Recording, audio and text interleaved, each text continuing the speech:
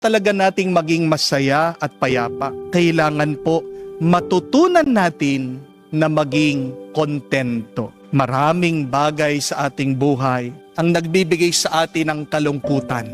Pero kapag natutunan natin ang pagiging kontento, sapat na yan para gumaan ang ating kalooban. The stronger your relationship with Christ, the stronger you will be in this life. Money cannot buy you contentment, but your relationship with Christ will not only make you happy, it will also make you powerful and strong. At ano po ang kasabihan? To have enough is a luxury. Sino ang mga tunay na mayaman? Sila yung mga nasasabi nila, sapat na ito. Salamat po, Panginoon. Nagiging kontento ka kung nasa puso mo si Kristo, kung palagi ka nagpapasalamat sa lahat ng tinatanggap mo sa iyong buhay, kung maniniwala ka lang at magtitiwala ka sa Diyos ng buhay. Amen.